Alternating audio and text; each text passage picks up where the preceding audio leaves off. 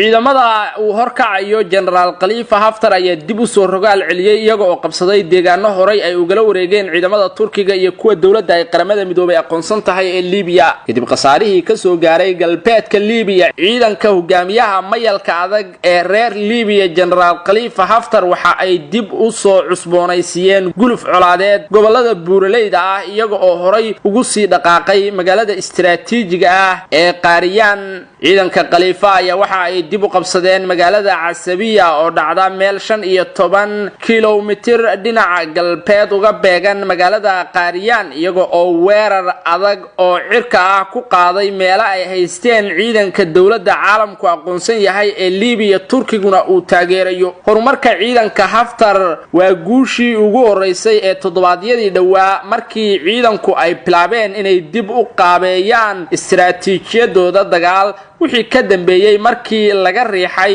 furimaha dagaalka ee caasimada Tripoli dukaanle u dhashay Liibiya oo ku nool magaalo u dhaxaysa Tripoli iyo sidoo kale Tarhuna ayaa waxa uu sheegay in ciidanka Khalifa ay dib u gurashadooda Tripoli ahayd talaabo istiraatiiji ah oo ay ku damacsanaayeen xeelad dagaal awoodda dhinaca cirka ee Turkiga iyo qalabkooda iyo waliba calooshoodu shaqaystayaasha ka yimid Syria ayaa kordhiyay awoodda military ee dawladda Liibiya waxayna colaadda u weeciyeen sidii ay doonaysay dawladda caalamku aqoonsan yahay si kastaba ha ahaatee dadka reer Liibiya ayaa u sheegay Middle East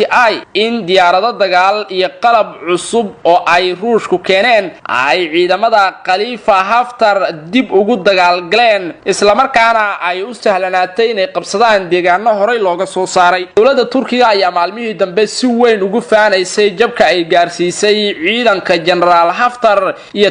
taageerayaashiisa gadaal ka taagan ee ka socda wadamada Ruushka Imaaraadka Carabta iyo Masar dadka ku nool galbeedka Liibiya ayaa sheegay in diyaaradaha Turkiga hadda hawada laga waayay kuwa General Khalifa Haftarna ay soo laabteen si ay u yareeyaan awoodda diyaaradaha aan duuliyaha lahayn ee Turkiga ee halka bariyihii dambe duqeymaha ka geysanayay Ruushka ayaa iminka u muuqda inuu kordhiyay danihiisa Liibiya iyo taageerada uu siinayo General Khalifa maadaama ay dawladda Russia u arkayso dagaalka Liibiya mid ay ku soo bandhigaysa awoodeeda isla markaana ah masrax ay isku tijaabinayaan wadamada shisheeye ee isku dhacsan dagaalka ayaa si weyn u saameeyay dadka deegaanka waxayna dadku bilaabeen inay ka barakacaan goobaha la isku hayo iyadoo xitaa dagaalku uu ka socdo duleedka magaalada Tripoli ila dhowr ah oo ku sugan Liibiya ayaa u sheegay Middle East